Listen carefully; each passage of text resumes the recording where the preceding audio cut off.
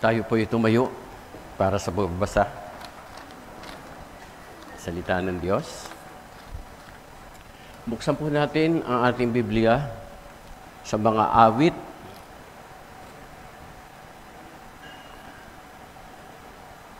Versikulo 6. Ang talata po'y 1 hanggang 10. At babasahin ko po ito sa Tagalog. Kung kanina po ay binasa sa English, ano po. Sabayan po ninyo ako, O Panginoon, huwag mo akong sawayin sa iyong galit ni parusahan man. Ako sa iyong maigpit na sama ng loob. Maawa ka sa akin, O Panginoon, sapagkat ako'y naluluoy, O Panginoon. Pagalingin mo ako sapagkat ang aking mga buto ay sa nagsisipangalob. Ang aking ding kaluluwa ay nababagabag na mainam. At ikaw, O Panginoon, hanggang kailan? Bumalik ka, O Panginoon, palayain mo ang aking kaluluwa. Iligtas mo ako alang-alang sa iyong kagandahang loob, sapagkat sa kamatayan ay walang ala-ala sa iyo. Sa Siol ay sinong magpapasalamat sa iyo. Ako'y pagal ng aking pagdaing, gabi-gabi ay aking pinalalangoy ang aking higaan, aking dinidilig ang aking hiligan ng aking mga luha. Ang aking mga mata ay namumugto dahil sa kapanglawan. Tumatanda ako dahil sa aking lahat na kaaway. Magsilayo kayo sa akin, kayong lahat na manggagawa ng kasamaan, sapagkat narinig ng Panginoon ang tinig ng aking pagtangis. Narinig ng Panginoon ang aking pananaing, tatanggapin ng Panginoon ang aking dalangin. Lahat ng kaaway ko'y mapapahiya at mababagabag na mainam.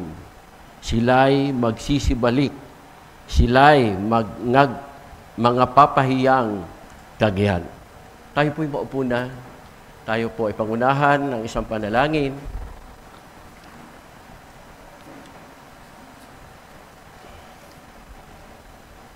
Nalangin po tayo. Salamat, Panginoon. Muli, O Lord God, ay sadako kami ngayon ng mensahe, salita mo, Panginoon, na ibinababa sa amin. Hinihingi po namin, Panginoon, sa iyong Santong Espiritu, na pangunahan mo kami sa lahat ng aming gagawin, ng patungkol sa pagbubulay, pag-aaral ng iyong salita.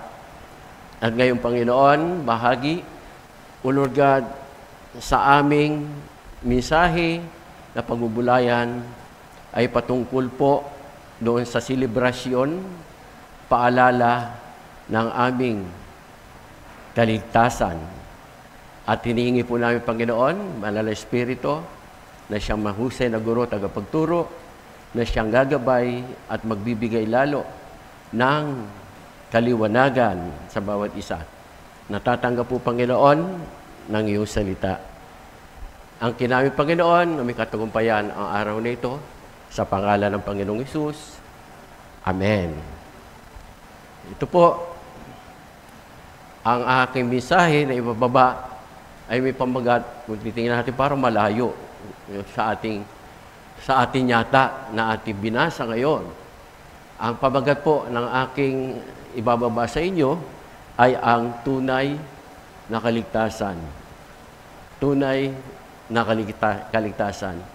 Mensahe po, ngayon na aking ibababa sa inyo, ay isang selebrasyon, pagpapaalala ng patungkol sa ating kaligtasan. Happy Resurrection Day sa bawat isa. Happy Resurrection Day. Pag-alaala natin taon-taon ng patungkol sa resurrection. Resurrection, pagkabuhay na muli ng Panginoon. Alam niyo po, sa isang resurrection, ito po ay selebrasyon ng pag-alaala ng mga mananampalatayang Kristiyano. Ang resurrection po o pagkabuhay na muli, ito po ay selebrasyon ng pag-alaala patungkol sa ating kaligtasan. At ganoon din po naman, alam niyo ba, maraming selebrasyon ng pag-alaala, selebrasyon ng pag-alaala. Ang selebrasyon po, resurrection, ay kagaya rin po ito ng selebrasyon natin ng kapanganakan ng Panginoong Kristo. Selebrasyon na resurrection. Kagaya rin po ito. Ano ba ang mayroong pinaalala doon sa Pasko? Pasko, kapanganakan ng Panginoon. Di ba ang inaalaala doon? Kagalakan, selebrasyon tayo dahil ito yung hudyat ng pagpasok ng Panginoong Hesukristo para doon sa ating salvation, kaligtasan, katubusan ng ating mga kasalanan, kaligtasan po. Nakita natin, maging yun ay selebrasyon din. Isa pang uri na ating selebrasyon na ginagawa, nakamukha rin, na katulad sa resurrection, na ito'y nagpapaalala rin at nakaturo doon sa ating salvation. Ang komunyon na isa pa sa pinaalala natin, ginagawa natin ito, buwan-buwan, meron tayong pagkukumunyon. Ito ay selebrasyon din, pag-alaala din, nakaturo doon sa ating salvation, kaligtasan natin, na kung maririnig natin ang paalala doon, gawin ninyo ito bilang pag-ala-ala sa akin. Saan yun? Sa kanyang kamatayan at kanyang pagkabuhay. Si Kristo'y namatay, si Kristo'y nabuhay, si Kristo'y babalik sa wakas ng panahon. Buwan-buwan meron tayong selebrasyon. Kaya hindi lang nakikita natin yung selebrasyon ngayon na ginagawa rin resurrection, ito po ay selebrasyon ng pag-ala-ala na katuro doon sa ating kaligtasan. Kaya kamukha rin ng ating selebrasyon na ginagawa sa ating pagkukumunyon na naandun narinig natin, gawin ninyo ito bilang pag-ala-ala sa akin. Saan yun? Doon po sa ginanap at ginawang katubusan ng Panginoon. Kaya makikita natin halos yung mga selebrasyon na ipinakita ay patungkol, pagpapaalala tungkol doon sa ating kaligtasan. Salvation. Salvation natin. Kaya doon po umiikot ang mga ito selebrasyon. Kaya mula ito na naman, panahon ng ating selebrasyon. Selebrasyon ng resurrection, pagkabuhay ng Panginoong Hesukristo. Ano bang inaalaala natin dito? Alam niyo na, iba na ang katuruan. Habang lumalakad yung panahon na iiba na yung katuruan. Katulad doon, selebrasyon sa kapanganakan ng Panginoong Hesukristo. Ang selebrasyon natin doon ay yung pagpasok ng salvation na yun nagkakatuwaan. Pero tingnan nyo po, selebrasyon na yon. Ang selebrasyon na yon, tanong mo, may selebrasyon tayo tuwing December. Mga bata, iniipon natin. Tinatanong natin sa kanila kung ano ang Pasko. Ano ba ang Pasko sa iyo? Nawala na yung diwa, yung katuruan, yung pagpapaalala ng patungkol doon sa kaligtasan. Ano nung sabi ng mga bata? Bakit may Pasko? Dahil maraming ninong, maraming ninang, maraming pera, maraming aginaldo, yun ang kanyang pagkakaalam. Yun ang selebrasyon niya. At natanungin mo rin naman, mayroong mga medyo may edad na, matanda na, pero hindi pa rin alam. Yung tunay na selebrasyon. Tanong doon sa matatanda, bakit may Pasko? Ano selebrasyon nila? Ang ginagawa nila selebrasyon. Di ba selebrasyon ginagawa nila? Limot ang tunay na diwa ng pagsiselebrate. Ng tunay na kaligtasan. Doon lang naman tayo umiinog Lahat tayong mga narito, doon lang tayo umiinog. Na lahat ng mensahe na naririnig natin dito ay patungkol sa kaligtasan. Yung buhay natin dito, yung lakad natin dito, tungo doon sa tunay na kaligtasan. Maging sa panahon ngayon, yung resurrection, kita mo ngayon, medyo marami, siguro, andun sa swimming. O celebration nila, nandun sa swimming. O naandun sa pagliliwaliw. Ngayon, yung diwa ng resurrection, na pinaalala at patungkol doon sa ating nakaturo sa kaligtasan. Ano ho, yung resurrection ngayon? Doon, pagdating ng mahal na araw, ano ang mga naandun? Di ba puro naandun ay puro bawal. Bawal ang maligo dahil patay ang Diyos. Bawal ang karne dahil patay ang Diyos. Tingnan nyo ang naandun. Maging yung mga Kristiyano, yung mga church, nakakaalam na, nasaan sila.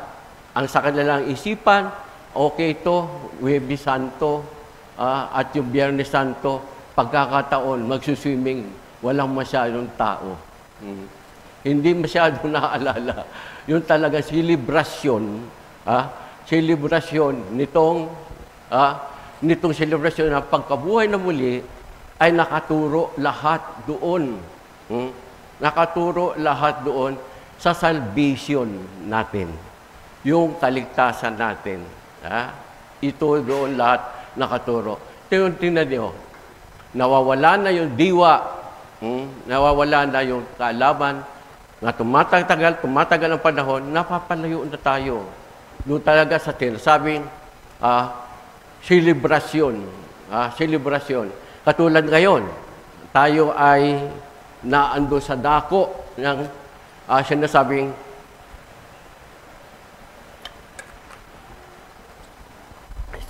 sinasabi pong selebrasyon ng ating resurrection, pagkabuhay na muli. Pagkabuhay na muli. Selebrasyon na ating ginaganap ay pag-ala-ala doon sa ating kaligtasan. Pero ano nangyayari ngayon? Nawawala yata tayo sa diwa. Na kailangan sa atin, doon sa selebrasyon na ito, inaalala natin sa resurrection ng pagkabuhay, itinuturo ng Panginoon na ito kayo, ito ang pag-aalaala sa inyo ng inyong pagkabuhay, na si Kristo ay nabuhay. Si Kristo ay nakita natin katotohanan na andun doon sa kaligtasan. Kaligtasan ang celebration natin. Na tayo nagpupuri, nagpapasalamat sa Panginoon. Salamat sa Panginoon dahil sa selebrasyong ito, O Lord God, na ako ay mayroong kaligtasang inilagay mo. Meron akong buhay na walang hanggan na binigay mo. Meron ako na tinatawag na tunay, tunay na ibinigay mo, na kaligtasan. Dapat yun ang selebrasyon na pagpapasalamat, pagluwalhati sa Panginoon. Yun ang dapat na inaala-ala natin doon sa ating kaligtasan. Alam niyo po, kung higit sa lahat na dapat natin alalahanin at laging iselebrasyon, ang pag-ala-ala natin doon sa tungkol sa ating kaligtasan. Kung mayroong mga paalala na taon-taon, binibigyan tayo ng selebrasyon ng pagpapaalala doon sa ating kaligtasan, doon sa kapanganakan ng Panginoon Kristo. Taon-taon ay meron tayo doon. At ganun din naman dito sa pagpapaalala sa atin ng selebrasyon ng pag-aalaala ng ating kaligtasan. Dito po sa ating resurrection taon-taon ay meron mas mahigit na pagpapaalala sa atin na tungkol doon sa kaligtasan na binigay sa atin, salvation, kaligtasan, na ito ating komunyon na ginagawa. Halos buwan-buwan na ito'y pag-ala-ala natin doon sa ating tunay na kaligtasan. Panahon ng pagpapasalamat sa tuwing may selebrasyon. Panahon ng pagpapasalamat, ang pagpapasalamat natin doon sa pag-ala-ala, doon sa kaligtasang nasa atin. Kung mayroon pang higit na dapat na meron tayo na laging pagpapaalala, na kamukha ng pagkukumunyon, alam nyo, kailangan meron tayo yung ating selebrasyon, pag-ala-ala nitong ating kaligtasan. Dahil ito ang pinakapunto na, pinakandulo ng ating buhay. Buhay na kapiling ang Panginoong Jesucristo. Yung kaligtasan. Kaya sa atin, tatanong natin sa ating sarili, tayo ba talaga, kung itatanong natin sa bawat sa atin, tayo ba'y alam natin na tayo ay may kaligtasan na? Alam ba natin na tayo ay may tunay ng kaligtasan? Kaya po nabanggit ko ito, mas mahigit pa sana na mayroon tayo na pagbubulay-bulay, pag-ala-ala ng tunay na kaligtasan. Alam niyo po, gusto ko lang ipaabot sa inyo, ako po mismo rin ay nagpo-flow. Sumusunod ako kung ano yung takbo ng church. Lalo na dito sa pagre-reform. Dito sa pagre-reform natin. Doon sa ating pagre-reform, alam natin at nakuha ko din. Sa pagre-reform natin, alam nyo ba kung anong ni-reform? Reform. Ano alam mo ba kung anong ni-reform sa atin ng Panginoon? Una, di-reform tayo ng Panginoon. Na ibig sabihin ng reform, itinama tayo sa tamang katuruan. Ibinalik tayo doon sa tamang katuruan na nawala na doon, na habang tumatakbo ang panahon, nawala na nga sa tunay na katuruan. Sa pagre-reform ng church, nireform ng church, alam niyo po ba na ang nireformat ng Panginoon sa ating pagre-reform ay yung katuruan, yung salvation na nasa atin. Itinama ng Panginoon, itinama ng Diyos sa pagre-reform, yung tamang katuruan kung paano yung kaalaman tungkol dito sa kaligtasan na nasa atin. Yun po naman ang nilalaman. Kaya tayo may church na kamukha rito, dito tinitipon, paano? Tinitipon dito yung mga tao na dadalhin doon sa tunay na kaligtasan. Tunay na kaligtasan, alam niyo ba yung tunay na kaligtasan? Ang tunay na kaligtasan ay yung finished product natin na tayo'y kasama ng Diyos, tunay, na kaligtasan, kasama ng Diyos sa Kanyang kaharian, tunay na kaligtasan. At alam niyo ho, purihin ang Panginoon. Salamat sa Panginoon. Na nilagay tayo sa reform at binigay ng kapahayagan na gamit ang Pastor L.A. Ang Pastor L.A. na siyang binigay ng kapahayagan ng tungkol sa reform. At alam niyo po, ang reform, makuha po natin, ito ay more doon sa disiplina. Disiplina ng church. Tayo po ba ay church? Disiplina ng church, di ba tayo mga narito? Ito ay more doon sa disiplina ng church. Ang Pastor L.A., nililid tayo doon sa kaligtasan. Doon sa tunay na kaligtasan. At alam niyo po ba, sa ating pag-reform, meron tayong format. Meron tayong proseso na ating ginagamit ngayon, na ating sinusod. Proseso ng proseso ng kaligtasan. Ilagay natin sa English. Baka doon natin nalalaman ito, naaalala.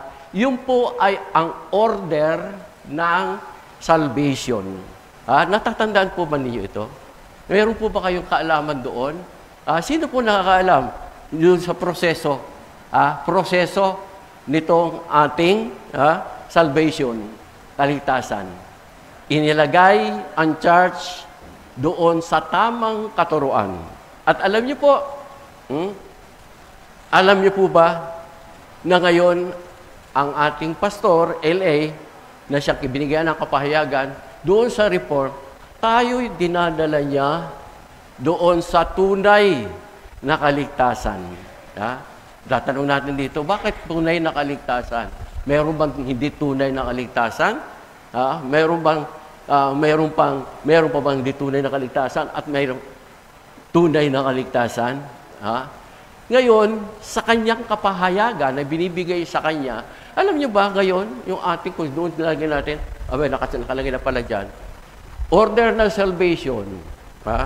Ito ay nakalagay dyan ay yung proseso ng ating kaligtasan na naandito bilang tayo ay sa Reformed Church.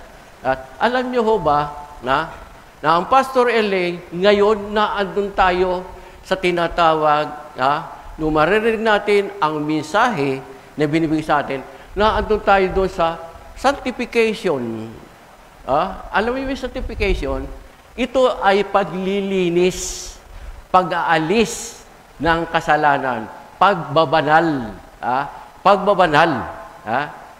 Ito po ang nakalagay na kahit ngayon, hindi ko na po ibababa, kasama na rin doon, na tayo ay nagsisiris, ang series natin ng ating order of salvation o proseso na salvation ay naandun po sa sanctification. Ang Pastor LA, dinadala tayo doon sa tunay na kaligtasan na ang sabi po doon sa sanctification, paglilinis, pagsasaayos, nakalagay doon, dito po yung ating siniris na sa Roma, series na Roma, nakalagay po lahat doon ay righteousness.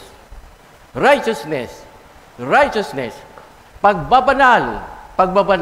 Alam niyo bakit? Ang tunay na kaligtasan ay naandun sa heaven, mga kasama ng Diyos, tunay na kaligtasan, sa kanyang kaharian na mga kasama niya, doon po ay yung mga banal. Dahil sa heaven, doon ay ni katiting, ni kaperaso, nag-aatom, nag-aalikabok, na kasalanan, hindi pwedeng pumasok sa kaharian ng Panginoon. Kaya sabi ko po sa inyo, mas maganda sa ngayon, kung meron tayo ng celebration, pagpapaalala nitong kaligtasan ay mas lalong higit. No, meron tayong pag-aalala nung kaligtasan. Ang tanong po sa atin, tunay nga ba na ako ay ligtas na? Tunay nga ba ako na may kaligtasan na? Nais ko pong dito ay paalala sa inyo kung ano tong nilalaman nitong ating proseso ng ating kaligtasan. Doon po sa tamang katuruan, na ito po ay ibinibaba sa atin ng ating pastor. Tingnan po natin.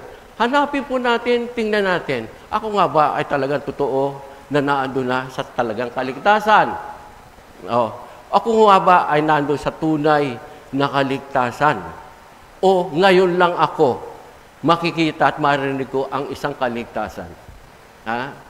Gusto ko pong balikan ito pong order ng salvation. Gusto ko pong balikan itong proseso ng ating kaligtasan. Kung makikita po natin ang order of salvation, doon po natin umpisahan doon sa eleksyon. Alam niyo ho ba na sabi doon sa eleksyon na yan sinasabi? Alam po naman natin lahat ito na ang sabi po, ang lahat ay na nagkasala at hindi nakaabot sa kalwalhatian ng Diyos. Lahat ay nagkasala. Lahat ng tao na nagkasala, naging anak sila ng kagalitan. Naandun yun sa John 8:44, naging anak ka, naging ama, ay ang Diablo. At ang Panginoon, pipili dahil nagkasala ang mga tao, ang Diyos ngayon, ang Panginoon, ay pipili na makakasama niya doon sa kanyang kaharian. Kaharian niya na doon pipili siya ng mga tao. Kaya sa atin, eleksyon eh. Doon sa iba, medyo malaking ito eh. Malaking usapin eh. Eleksyon, na ibig sabihin, pipili siya ng mga tao na kanyang makakasama doon sa tunay na kaligtasan, doon sa tunay na kaharian na kanyang kinaroroonan. Doon ilalagay yung may mga kaligtasan. At pangalawa, ang sabi nito, ang gagawin natin sa pag-ielect, paghahanap, bibigyan sila ng kapahayagan. Biglang magpapaghamon sa kanila na ito'y tinatawag na isang epektibo, effectual calling. Na yung mga taong mga pinili, pahayagan. At titingnan nila doon sa mga taong ito kung totoo nga ba, epektibo nga ba ito na kanilang nakuha ang ibig sabihin hamon ng Panginoon doon sa kaligtasan. Epektibong pagkakatawag. Meron po doon, katulad sa mga gawa, meron po doon si Lydia. Nang siya'y makarinig, marinig niya, ang hamon na ito, na andun po nakita sa kanya. Nakita sa kanya ang isang epektibong pagtawag ng Panginoon. Kaya doon, ibinigay sa kanya ng Panginoon ang tinatawag na regalo ng kanyang pagkabuhay. Pagkabuhay sa kanya, na sinasabi doon, na regeneration. Binigyan siya na tinatawag, naaalala niyo po, na sinabi doon, maliban na ang tao ipanganak na muli, hindi siya makakapasok sa kaharian ng Panginoon. Regeneration, binigyan ng buhay. Binigyan ng buhay. Regalo ng Diyos sa Kanya. At doon, nasa Kanya, na tinanggap niya, na binuhay na muli, binuhay na muli sa Kanya, at doon, nakumberte siya. Nakalipat siya, dahil yung pagkakumberte niya, na ibig sabihin yung lahat ng kasamaan, yung lahat ng kadiliman, lahat ng kasalanan, iniwan niya ito. Inalis niya ito. Inalis niya ito. Nakumberte siya. Nakalipat siya doon sa Panginoon. Na yun ang sinabi na nakumberte ang tao na pinahayagan ng Panginoon. At pagkatapos noon, nakita natin, di ba nakumberte, ito na ngayon ang ating naririnig, siya ay naandoon sa justification. Na ibig sabihin po ng justification, na itong malimit na napapagkamalan ng mga church ng kaligtasan na sila, ligtas na sila.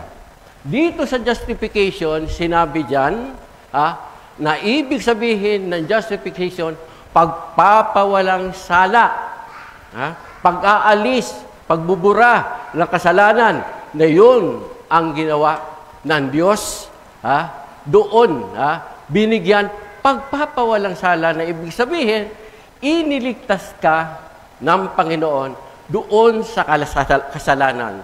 Binigyan ka ng kaligtasan sa kasalanan, na ito po ay dito ginanap sa mundong ito.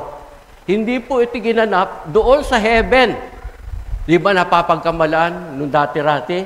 Nung dati-rati tayo, noong una, meron pang kahit na siya gumawa ng kasalanan, Dahil doon sa kaligtasan ng kasalanan, meron pa namang purgatorio. Di ba? May katuruan ganon. Kaya matatapang sila na gumagawa pa rin ng kasalanan dahil may purgatorio. Doon sa purgatorio, doon lilinisin ang kanilang mga kasalanan at pasok na sa heaven. Pero sa atin po, doon sa justification, ang pagpunta dito ng Panginoon Kristo ay pawalang sala ang tao. Burahin, alisin ang kasalanan dahil doon sa tunay na kaligtasan, hindi pwedeng merong daladalang kasalanan pa. Kaya ito ay binigyan tayo ng kaligtasan. Dito pa sa mundong ito, binura na, inalis na.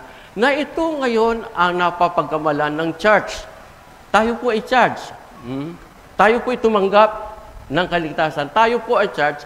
Ano dito sa church? Minsan, ka-atin, ayaw nang kumilos, tamad nang gumawa, dahil okay na ako, may kaligtasan na ako. Pero hindi po yun ang kaligtasan na yung nasa ating isipan, okay na, ayaw ko nang kumilos, gagawa, hindi, okay na.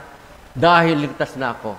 Ang kaligtasan ito ng justification, pagpapawalang sala, ay dito sa mundong ito. Andito pa tayo, buhay pa tayo, naandun tayo. Kaya sipin natin, hindi po ito ang talagang tunay na kaligtasan. Ang tunay na kaligtasan, yung ma-issue tayo doon sa kaharian ng Panginoon. Kaya, ang ginawa ng Panginoon, nakita nyo, meron dyan inilagay, pakikuan mo na lang buo na, pakilagay ng buo. Meron po dyan na nilagay na adoption. Adoption. Nung ikaw ay pinawalang sala ng Diyos, nung ikaw ay pinawala ng sala ng Diyos, di ba, naando sa John 1:12, ang lahat ng tumanggap doon sa ginawa ng Panginoon, ng pag-aalis, ng pagpapawalang sala, pagliligtas sa Kanya sa kasalanan, dito sa mundong ito, yung pag-aalis na kasamaan, pag-aalis na kadiliman, kasalanan, ang sabi ko sa John 1:12, inadapt tayo ng Panginoon. Yung adoption na yon na sinabi niya, ang lahat ng tumanggap at kumilala ay pinagkalooban na maging anak ng Diyos. Inadapt tayo. Nung tayo inadapt na ng Panginoon, mula doon, nakalipat na tayo sa Panginoon. Kung dati-rati ay anak tayo ng kagalitan, doon sa kasalanan, nandun tayo. Pero nung tayo inadapt niya, ang sabi niya, ang lahat ng tumanggap, kumilala sa Panginoon, ay pinagkalooban na maging anak ng Diyos. Sabi po ng salita ng Diyos, kung ikaw ay nakipagkaisa kay Kristo, ikaw ay bago ng nilalang. Yung mga kadilimang nasa iyo, yung lahat ng kasamaang nasa iyo, yung kasalanang nasa iyo, kalimutan mo na. Wala na. Inadapt tayo dahil ito ngayon ang proseso tungo doon sa tunay na kaligtasan. Nakapiling ang Panginoon doon sa kaharian. Ang kasunod ng pag-adapt sa atin, na nakikita natin, narinig natin, sa salita ng Diyos, wala kang magagawa. Kung wala ang Diyos sa buhay mo, totoo yun. Ang lahat ng mga ito hindi natin makakayanan kung wala ang Diyos. Kaya may tulong ang Diyos sa atin doon sa pag-adapt. Sabi doon na ikaw ay nakikisana kay Kristo, buhay mo ngayon, bago ka nang nilalang. Kinalimutan na yung mga nakaraan at ikaw ngayon ay bagong tao na. Inadapt tayo ng Panginoon. At sabi pa roon, sa pag-adapt sa atin, tayo ngayon ay nabubuhay na ngayon sa pananampalataya. Nabubuhay na lang tayo sa pananampalataya na ibig sabihin, pagsunod sa Panginoon. Dahil ang church, alam niyo yung church tayo, sa pagre-reform, inalagay doon yung disiplina. Disiplina. Kaya patuloy tayo hanggang di tayo bumabalik, naririnig natin ito pagdidisiplina ito. Kaya naririnig natin, di ba, yung series, doon tayo sa sanctification, na nilagay doon ng Panginoon, magpakabanal kayo dahil ako ay banal. Panahon ngayon na sanctification na andito pa tayo, habang tayo nandito, may hininga tayo, nakatapak pa tayo. Ito yung proseso ng ating paglilinis para doon sa tunay na ating kaligtasan. Hindi pa po yung kaligtasan sinasabi natin na ginagamit ngayon ng church, na sinasabi ng church, okay na ako, hindi na ako hahayo, hindi na ako magsishare ng Word of God, hindi na ako pupunta dyan, mga disciple na yan. Hindi na ako punta dyan, dahil ligtas na ako. Pero sa kalalagayang ito, na naan tayo ngayon, ang ating pastor ay dinala tayo doon sa pagre-reform. Nasa kanya. Kaya naunawa ko, naiintindihan ko, ang reform ay tamang katuruan. Kaya dapat siguro, ngayon ko naiintindihan din, tayo nasa reform, ating i-ordin siya doon sa reform way, tamang katuruan, na kanyang ginagamit para dito sa atin, sa church natin. Justification, magpakabanal kayo dahil, sabi ni Pablo, na pinasabi ng Diyos, magpakabanal kayo dahil ako ay banal. Paglilinis, pag-aalis nung mga kadiliman, kasamaan na dapat ito, alisin na natin dahil ito'y hindi makakapasok sa kaharian ng langit dahil doon sa langit, wala nung ni kaalikabok na laki na kasalanan na pwedeng pumasok sa langit. Kaya doon sa mga pinili ng Panginoon, iniligtas ng Panginoon, justification na andito tayo, na dinala tayo, paglilinis na sa atin ngayon. Ito na ngayon. At alam mo yun, magugulat kayo doon sa ating proseso. Proseso ng ating kaligtasan, order of salvation. Mamatay na kayo. Nagugulat tayo, mamatay na kayo. Naandun, tingnan nyo. Sa order of salvation, naandun yung sanctification, ang sabi, magpapatuloy tayo. Papatuloy tayo. Paano tayo magpapatuloy doon sa paglilinis natin? Paano tayo magpapatuloy doon sa kabanalan natin? Kabanalan natin. Perseverance. Sa sinasabi perseverance, persistent. Tuloy-tuloy.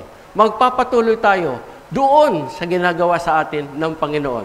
Yung kabanalan na yun, na yung pinakasusi para sa kaligtasan, magpapatuloy tayo doon. Paano yun? Mamamalagi sa atin.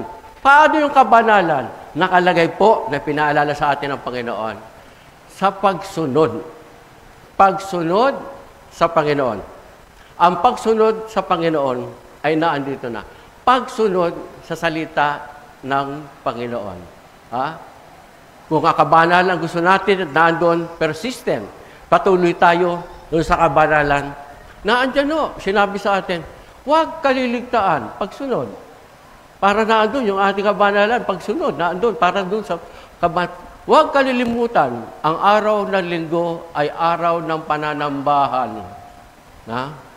Pupunta kayo doon para daw po saan? Para doon sa pagsunod sa Panginoon dahil malapit na ang pagdating ng panahon.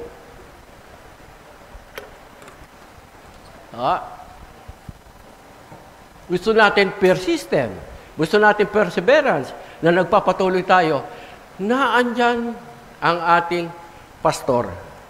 Nililid tayo doon sa tunay na kaligtasan. Sa kanya nililid tayo na sinasabi pa nga, sinasabi niya, kung nalilitid ng kanyang boses na tuwin na lang siguro na tatayo siya, sinasabi nila, gusto mo para magpatuloy, makita natin yung kabanalan na ito. Labas ng litid, tayo ay mayroong, doon natin maririnig ang mga salita ng Diyos. Tayo ay mayroong discipleship. At doon, tinuturo niya dahil yun ay persistent, perseverance na nagpapatuloy tayo. Doon natin maririnig kung paano ang ibinababa sa atin ng Panginoon. Sinabi sa atin, utos, pagsunod. Sinabi sa atin, humayo, yung paghayo, ikwento nyo. Ikwento natin, yung trabaho natin, ikwento natin ang salvation. Trabaho natin habang tayo naghihintay dito, ayun ang trabaho natin. Nagpapatuloy tayo doon sa pagkilala natin ng ating salvation, kaligtasan natin, kinikilala natin, ito ay patuloy. Kaya nga andun din, kagulat-gulat sa akin din, na biglang sinabing, mamatay na kayo. Mamatay na kayo. Bakit mamatay? Yung pala paalala ng Panginoon sa atin, mamatay na kayo doon sa mga kadiliman, doon sa mga kasamaan, doon sa mga kasalanang naandon sa inyo dahil ito ang magiging sanhi na hindi tayo makapasok doon sa tunay na kaligtasan. Kaya pala sabi, death. O talaga naman, kailangan mamatay na kayo.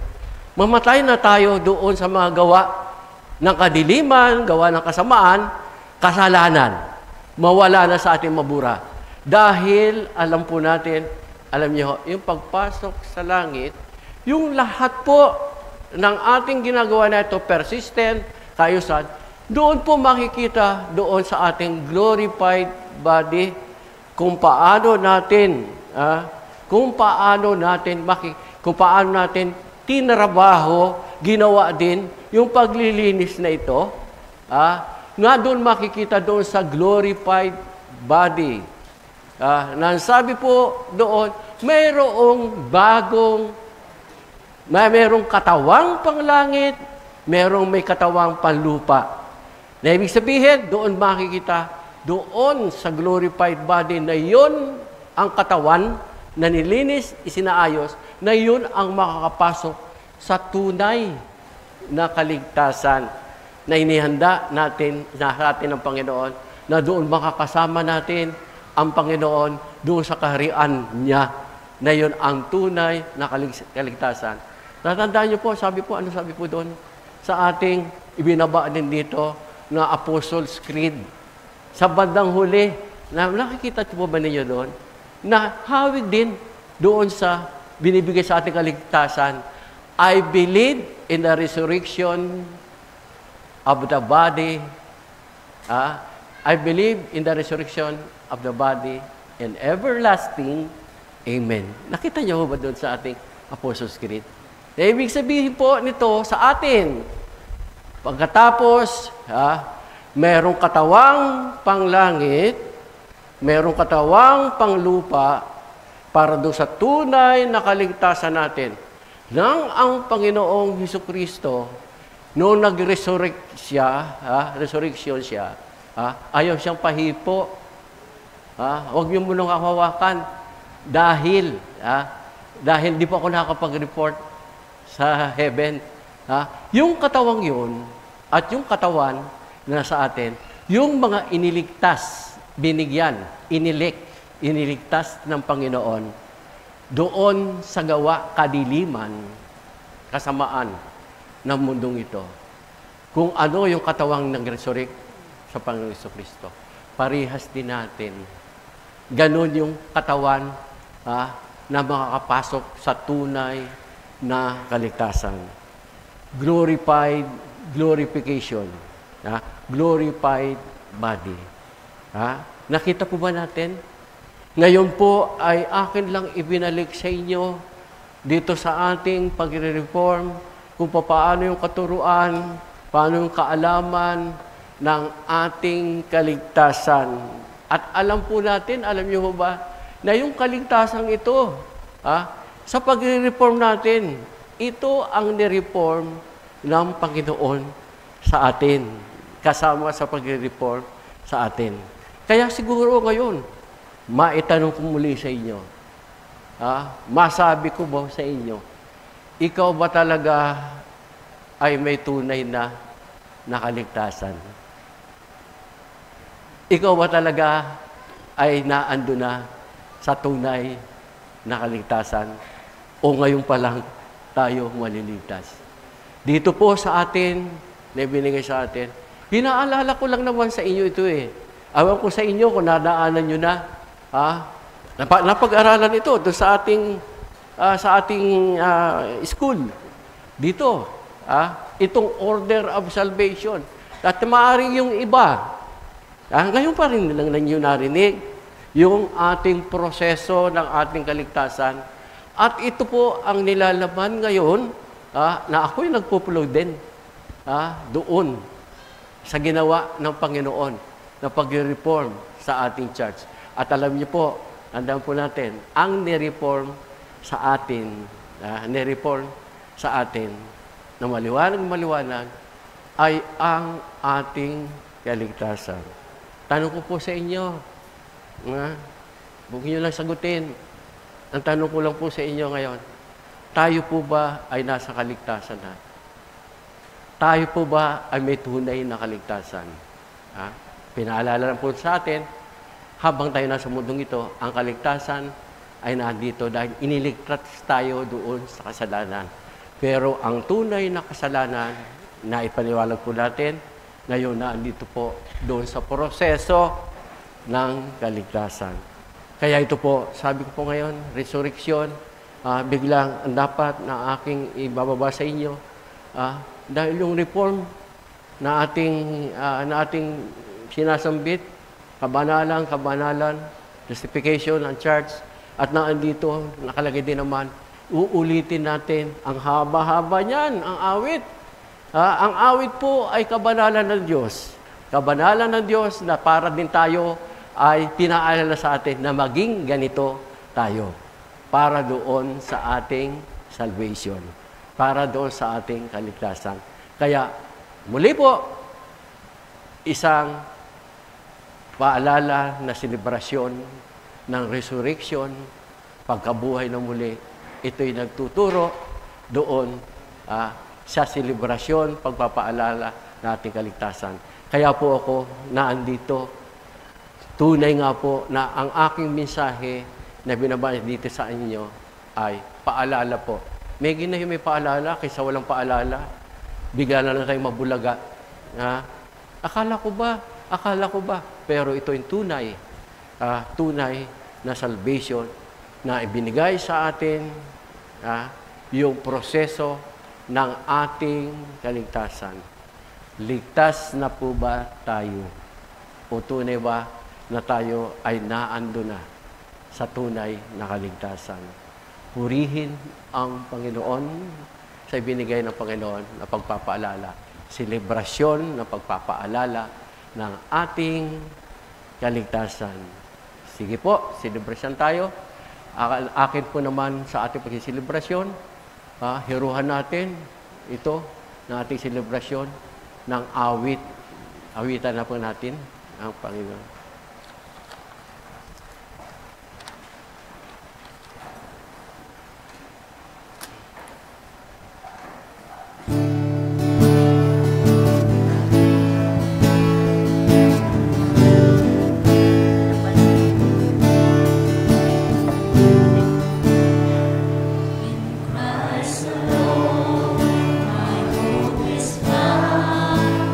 It is not that much better.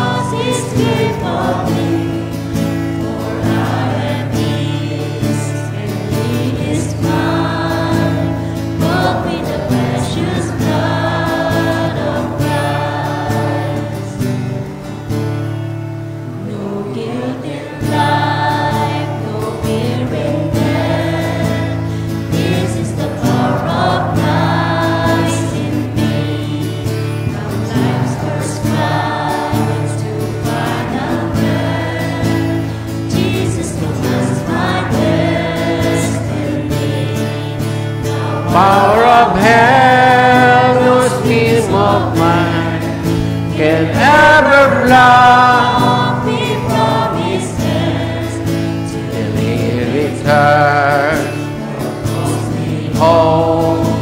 Here in the power of Christ I'll stand.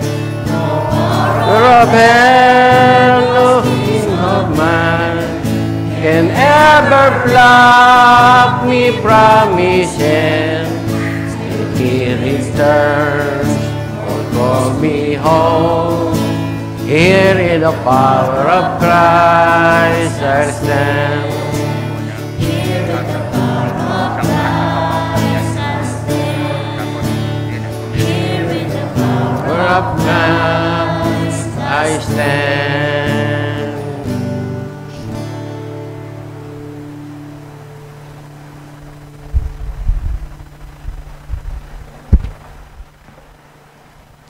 Tayo po ay manalangin.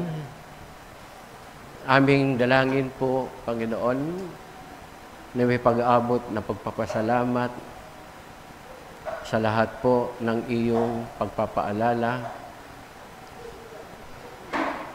na kasama po sa selebrasyon ngayon ng pagpapaalala ng aming kaligtasan. O Diyos, salamat sa iyo sa mga salita mo na pag-aalaala para sa amin. At salamat po, Panginoon, ng araw na ito, O Lord God, ay naririto ka at naandun po, Panginoon, ang buhay na pagpapaalala sa bawat isa. O Diyos, abot mo po, Panginoon, sa lahat po ng aming narinig, na pagpapaabot ng salita, maging buhay po lalo ito sa amin, at lalo, Panginoon, na maging lalong magtumibay yung pagkakatawag mo sa amin, pagkakailik mo sa amin, Panginoon, at lalong tumibay sa amin, Panginoon, yung regalo mo sa aming kaligtasan. Salamat po, Panginoon. Salamat po, Panginoon, na sa resurrection, na pagkabuhay na iyong pagpapaalala sa amin. Sa pangalan po ng Panginoong Hesus, ang lahat ng ito. Amen. Tayo po ay dadako din sa ating ngayong pagkukumunyon. May pagkukumunyon po tayo, pag-alaala. At bago po tayo madako doon sa ating pagkukumunyon, awit po tayo. Awit po tayo. Pwede po muna kayo, maupo kayo. Maupo. Pwede po maupo.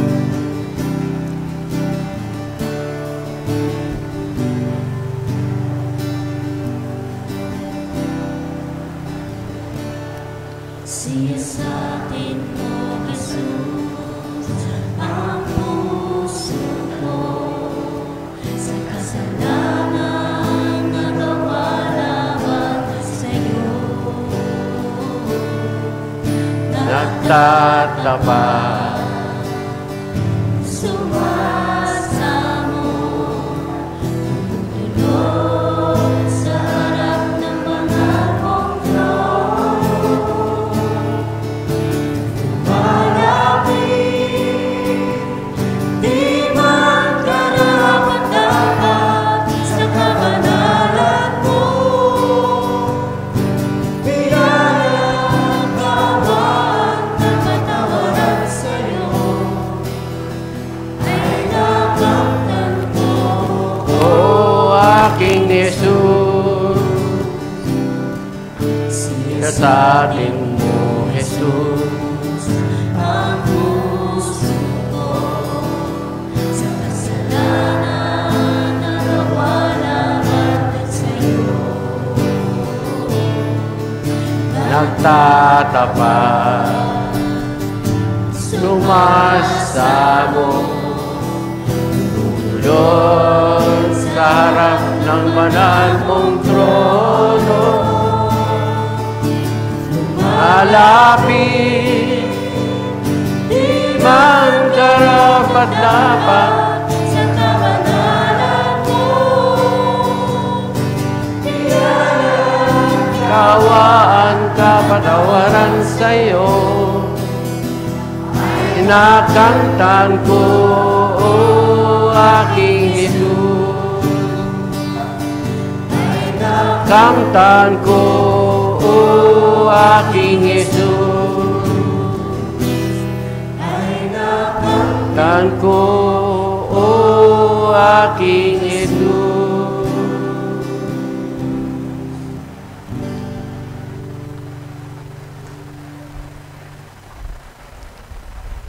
Tayo po'y dadako sa ating pagkukumunyon. Bahagi po ng ating selebrasyon at pag-alaala. Tayo po ay may pagkukumunyon. Tawagan ko po yung ating mga usher at usherette.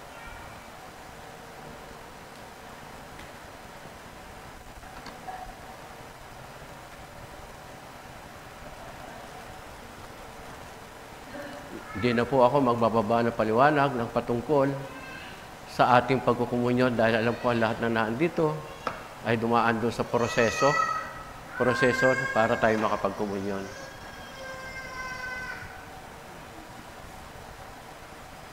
Dako po tayo sa ating pagkukumunyon. Pinakamamahal na mga kapatid sa komunyon ng hapunan ng Panginoong ito ay ating alalahanin na kanyang inibig tayo at ibinigay ang kanyang sarili sa atin. Ating alalahanin ang buong iglesia na binili niya ng kanyang dugo at sa kanyang pangalan ay inaanyayahan dito ang mga ipinanganak na muli at lumakad ng karapat-dapat sa harap ng Panginoon upang makisama sa komunyong ito ng katawan at dugo ni Kristo. At kinuha ang tinapay at nagpasalamat. Sinabi ni Jesus, kunin ninyo, kanin ninyo, ito ang aking katawan na inihandog para sa inyo. Gawin ninyo ito bilang pag-ala-ala sa akin.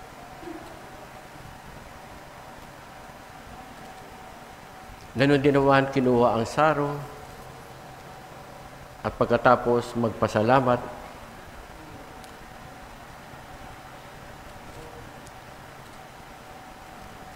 at ayon sa kautusan ay halos masasabi kong lahat ng mga bagay ay nililinis ng dugo at maliban na sa pagkabuhos ng dugo ay walang kapatawaran. Pamahagi na po natin.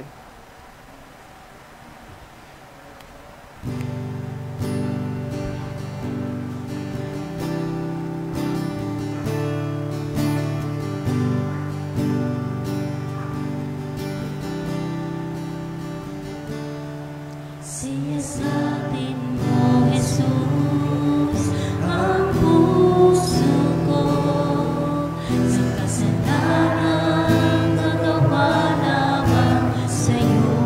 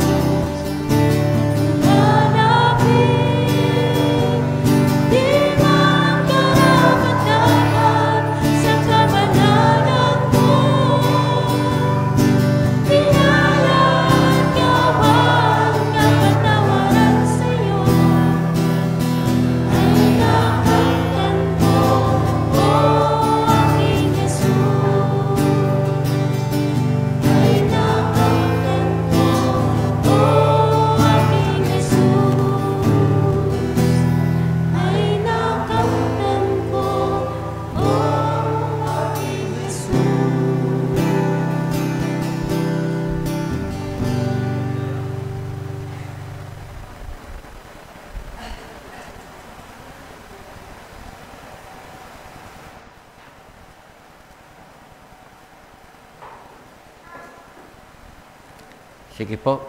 Ang lahat po ba ay nadulutan na? Pakitaas po kamay yung mga hindi pa naabutan.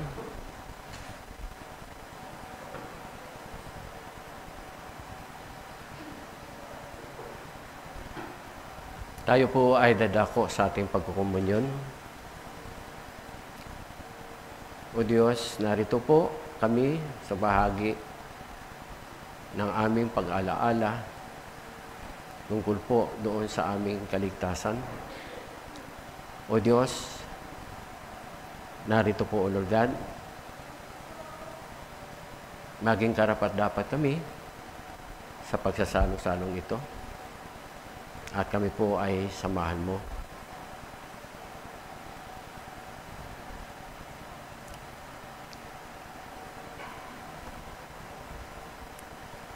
Ito ang tinapay na bumaba ang galing sa langit, hindi gaya ng mga magulang na nagsikain at nangamatay. Ang kumakain ng tinapay na ito ay mabubuhay magpakailanman. Kainin po natin ang tinapay.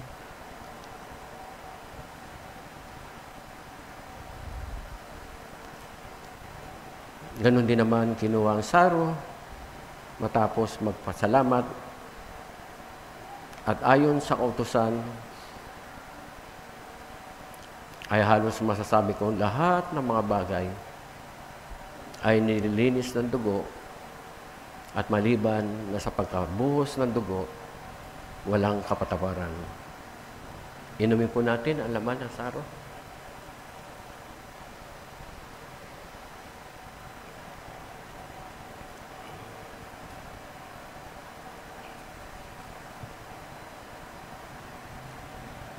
Ngunit kung tayo ay nagsisilakat sa liwanag, gagaya niyang nasa liwanag, ay may pakikisama tayo sa isa't isa at nililinis tayo ng dugo ni Jesus na kanyang anak sa lahat ng kasalanan.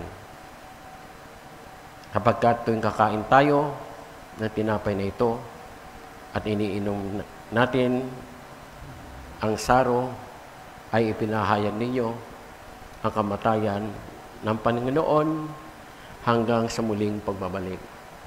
Sa iyo nga po, Panginoon, ang papuri. Sa iyo nga po, Panginoon, ang pagluwalhati.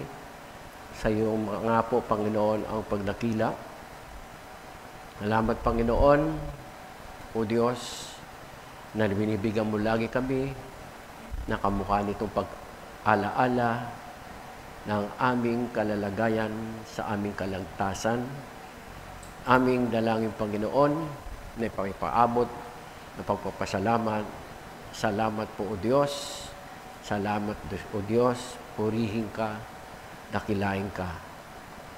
Sa pangalan ng Panginoong Hesus, ang lahat ng ito. Amen. Sige po. Nakaupo na po tayo.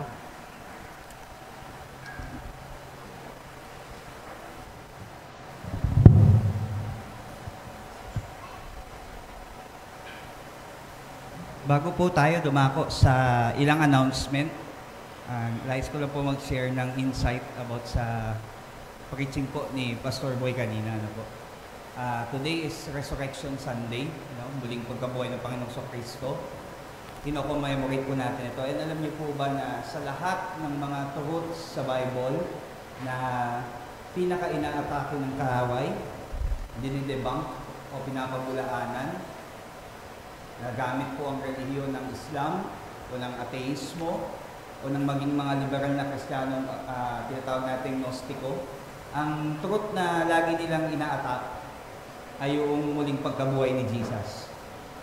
Yan yung isa sa mga laging nilalagyan ng doubt ng mga kalaban ng Kristyanismo. Na si Jesus talaga ay hindi talaga nag-resurrect. Bakit? Kasi yan yung pundasyon ng ating Kristiyanong pag-asa. Mahalaga po yung kamatayan ni Jesus, no? Kasi yung kamatayan ni Jesus is the reversal of the curse of sin. No, bakit siya pinako sa krus? Bakit sa krus? Bakit hindi binitay siya ng silya elektrika o ng firing squad o ng lethal injection? Bakit sa cross? Kasi remember, saan tayo nagkasala? Sa puno. Di ba si Eva at si Adan, kinain nila yung pinagbabawal, kaya pumasok yung sumpa ng kasalanan. Nasumpa tayo sa puno, kaya pinako siya sa puno. At gayon din, bakit tinusok yung kanyang kamay at yung kanyang paa, pinako? Dahil ni-reverse niya yung curse of sin nung ating makasalanang gawa at makasalanang lakad. Yun po yung kahulugan nun. Bakit siya nilagyan ng koronang tinik? Kasi di ba sa Genesis 3 na nagkasala ang tao, hindi lang ang tao na sumpa, maging ang buong sanlilikha. Dati, ang tinatawag nating rose, ano yun, yung bulaklak na rosas, dati walang tinik yan eh, but read Genesis 3.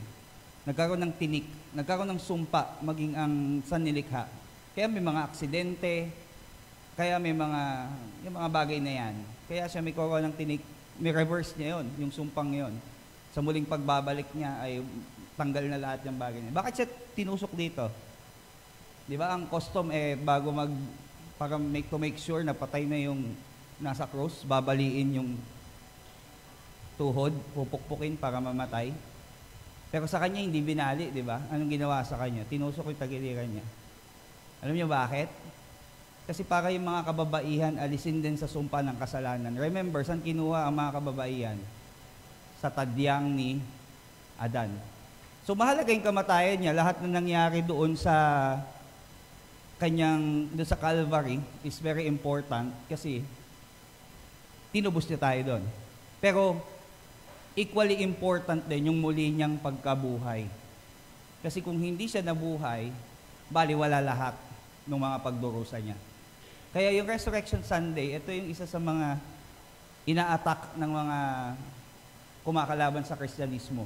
Kagaya po ng mga atheists, kagaya ng mga liberal na Kristiyanong Gnostic o ng Islam, pinabubulaanan nila yung resurrection. Pero if you would read 1 Corinthians 15, yung historical account ng pagkabuhay ni Jesus, 500 tao ang nakakita na nagmuli siyang nabuhay. 500 people. Sa 40 days na kanyang resurrection, may 500 mahigit na taong nakakita. At isa sa pinaka-strongest proof that He resurrected is nobody would die for a lie. Bakit lahat ng 12 kanyang mga disipulo at mga tagasunod niya ay namatay sa pag-uusig kung hindi tunay na nabuhay ang Panginoong Kristo? Mamamatay ka ba? Maaaring may mga taong nabubuhay sa kasinungalingan, pero hindi ka mamamatay para sa kasinungalingan. At itong mga sinaunang Kristiyanong ito, they did not recant, hindi nila tinalikuran yung faith nila because they saw na si Jesus ay muling nabuhay. Kaya ito yung pinaka-ina-attacking truth sa ating Christian faith, yung resurrection. Kaya nga kino-commemorate natin. Once a year, inaalaala natin. Pero tayo mga Kristiyano, hindi lang every year natin inaalala. Kaya nga may communion tayo. Ting nagko-communion tayo, inaalala natin si Kristo'y nabuhay at siya ibabalik sa takdang panahon upang dalhin na tayo dun sa buhay na walang hanggan. Yun yung pag-asa natin. At yun yung inaatake ng kaaway, no? Kaya may Resurrection Sunday. Nakakalungkot lang. Walang masama sa pagko-commemorate.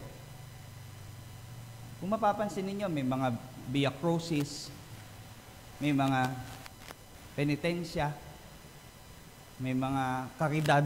Ano yung karidad? Yung bakalaw, tsaka niyon. Walang masama, no? Pero sometimes, yung commemoration, it does not equate yung namumuhay ka sa panibagong buhay dahil si Kristo ay bumangon mula sa kamatayan. Nakakalungkot minsan kasi yung Via Crucis, parang for our entertainment na lang, no? Pero sadly, minsan yung mga gumaganap doon, mismo nga yung Jesus na gumaganap mismo ay nakilala namin yun before Nadala yun sa men's fellowship kung naalala niyo noon. And makikita doon na wala siyang tamang pagkaintindi doon sa gospel. Minsan yung mga gumaganap, di nila naintindihan yung ginagawa nila. O yung mga nagpepenitensya, di nila naintindihan na sapat na yung ginawa ni Kristo. At yun ay malaking sampal o kalapastangan na naulit-ulitin pa yung ginawa ni Kristo. Sinasabi mong hindi pa sapat yung ginawa ni Kristo. Nakakalungkot kasi kino-commemorate lang pero hindi isinasa pamuhay. Inaalaala, ngunit hindi isinasapamuhay. And that is the connection with the preaching ni Pastor Boy ngayon sa Psalm 6. Alam niyo bakit? Yung context ng Psalm 6, si David dito ay dumadaan sa matinding suffering dahil dinidisiplina siya ng Lord sa time na yan. Dinidisiplina siya ng Lord spiritually and physically nung mga panahon pong yan. At ano yung nakakatuwa po kay David? No? Pinapakita na si David, although hindi pa nangyayari yung resurrection ni Christ, ay may tunay siyang pananampalataya na kay Kristo. Bakit? Kasi siya ay dumadaan sa disiplina at yun ay kanyang tinatanggap mula sa Panginoon. Isa sa mga tinatawag natin na marka na ikaw ay nabuhay na kasama ni Kristo ay ikaw ay nagpapadisiplina sa ating Ama na nasa langit. Yung po yung connection ng resurrection sa Psalm 6 ngayon na si David, dinidisiplina siya ng Panginoon. E nabanggit ni Pastor, nung nag-reform tayo, parang medyo naging mahigpit o naging maigting yung discipline. Yung discipline naman kasi may dalawang klase yan, formative and corrective. Ibig sabihin, naging maigting yung mga Bible studies, discipleship, yung pagtutuwid sa kamalian. Kasi yun nga yung tinatawag po natin na ginagawa ng Diyos sa ating buhay bilang mga tunay na bumangon na kay Kristo. Kaya, paano mo malalaman na ikaw ay bumangon na kasama ni Kristo? Ikaw ay matiyaga at may kagalakang nagpapadisiplina sa Diyos. Kaya, kapag tayo po ay dinidisiplina ng mga leader ng iglesia sa paraan na ito, kinukulit kang umattend ng mga discipleship, prayer meetings, kinukulit ka, that is a form of discipline. That is formative discipline. At alam mong bumangon ka kasama ni Kristo pag hindi ka naiinis na yung pastor mo paulit-ulit kang niyayaya sa ganitong klase ng mga gawain. At kung magkamali man, ikaw ay itinutuwid, kagaya ni David, na siya ay bumangon kasama ni Kristo, yun ang proof. Siya ay nagpapadisiplina sa kanya. Kaya ito po, the Christian life ay hindi puro commemorating lang ng ginawa ni Christ. It is walking, it is living. Tayo po'y namumuhay sa panibagong buhay na kasama si Kristo. And alam po natin ng isang tunay na Kristiyano na bumangon kasama ni Kristo is living a disciplined life. Kaya ang ganda nga ng series ng women's ngayon yung habits or discipline of a godly woman. Tapos natin pong tunay na maligtas at bumangon kasama ni Kristo, nandun tayo sa ngayon sa pagdidisiplina ng Diyos na ating Ama na nasa langit, in a way na tinuturuan tayo at tinutuwid kapag tayo po ay nagkakamali.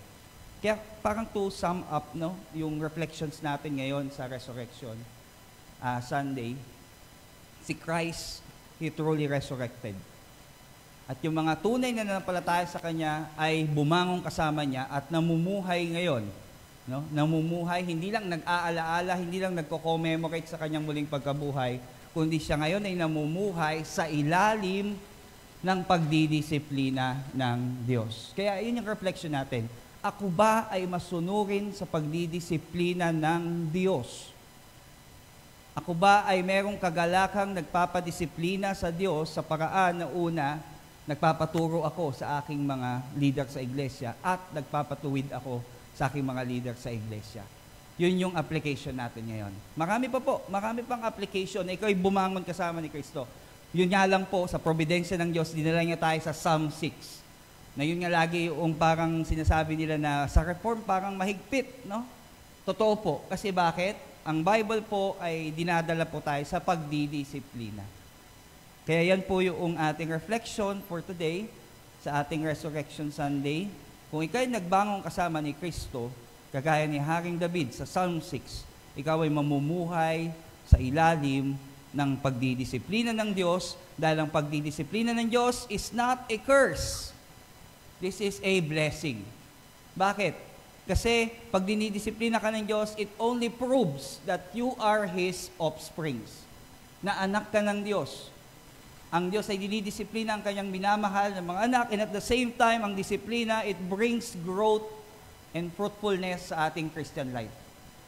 Blessing, dalawang blessing. It proves that you are a child of God, and second, it brings you to growth and fruitfulness sa iyong buhay pananampalataya. Kaya part po ng reflection na iyan ay meron po tayong ilang announcement, no? So this week, yung mga regular na gawain po natin ay wala po muna tayo lahat. We will resume after the anniversary. So sa Friday po, discipleship and prayer meeting, again, wala po tayo kasi I will be coming from Iloilo. Baka mga gabi na po, alas 10 na po ako makarating. So wala po muna tayong discipleship and prayer meeting. Pray na lang po tayo sa ating tahanan with our family. And then yung pong tinatawag natin na outreach mamaya ay wala din po tayo because we are preparing nga for our anniversary, no? So siguro na-announce naman siguro dun sa kanila, no, na sa Sunday, yun nga po, another announcement, ang ating pong anniversary ay gaganapin ng alas 5 ng hapon. 5 o'clock in punto po. Hapon po, wala pong dadating ng umaga, tayo po ay magsa-celebrate ng anniversary sa hapon, alas 5 po ng hapon. And we are calling po for a meeting sa lahat po ng mga leaders ng ministry. Ang music ministry po, yung pong men's, women's, youth, and children. At yung pong titawag natin na finance committee. May maiksing meeting po tayo mamaya kasi ito na yung last meeting natin for our anniversary on Sunday. Tapos nananawagan pong sa lahat, no? Siguro sa leadership na lang ng mga fellowship natin, meron po tayong gagawin na paglilinis sa church on Saturday morning. Dahil sa hapon, I believe may gawain po, no? Tama ba, Tisel? May gawain po ng Saturday ng afternoon, no? Kaya morning po, kung gusto nating tumulong po dito sa church, may nakikita po tayo na kailangang linisin o ayusin. Bukas po yung church ng morning so that we can help po para sa preparation ng atin pong anniversary. Pero after po nito, again, Council of Elders, Finance Committee, Men's, Women's, Youth, Children's, ang atin pong music ministry, ushers, may meeting po tayo. Leaders lang po. Kasama na po sa meeting si Brother Orlan at si Brother Rafi, no, sa ating meeting mamaya. So, yun lamang po. Tayong lahat ay tumayo. Baka yung iba ay swimming na sa inyo. May swimming ba pagkatapos na to? May lakad ba? Wala. So, kalimitan kasi pag Resurrection Sunday ay kung hindi dagat, swimming pool lang takbo, no? Pero at least pinagpala tayo kasi nandito tayo ngayon. Also, nga pala po, isama natin, pray for the family, Bartolome family. Sumakabilang buhay na ang kanya pong lola. So, pag-pray po natin yung family ni Daniel at ni Angie. Even si Ate Tess, kaya wala po dito. Naglalakad sila ng mga about po doon sa wake ni Nanay Sola. Nanay Sola. Ako. Si Nanay Sola. Let us pray. Let us confess po ang ating offering confession. Ano ba to? Yung ating pong confession of faith. Sige po, sabay-sabay. I believe in God the Father Almighty, Creator of heaven and earth. I believe in Jesus Christ, His only Son, our Lord, who was conceived by the Holy Spirit and born of the Virgin Mary. He suffered under Pontius Pilate, was crucified, died, and was buried. He descended to hell. The third day, He rose again from the dead.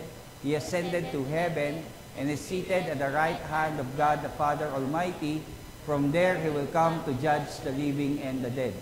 I believe in the Holy Spirit, the Holy Catholic Church, the communion of saints, the forgiveness of sins, the resurrection of the body, and the life everlasting. Amen. Taas po natin ang ating kamay for our benediction. Sumayin nawa ang biyaya, habag, pag-ibig at pagpapala ng Diyos sa ngalan ng Ama at ng Anak at ng Espiritu Santo. Amen. Let us sing our doxology.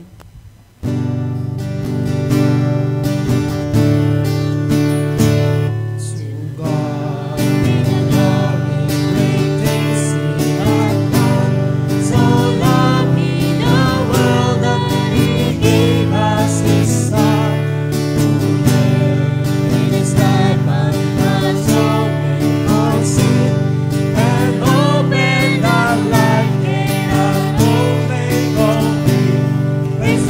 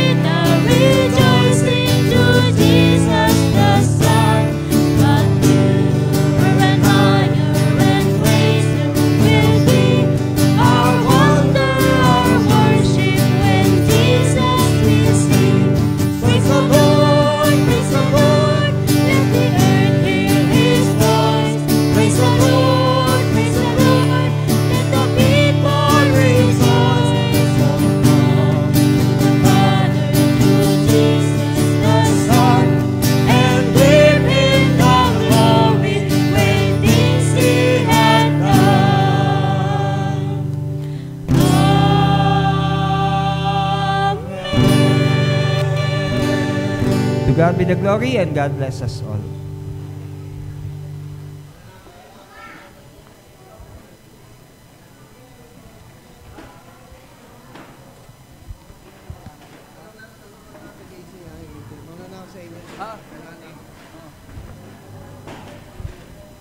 Sige po.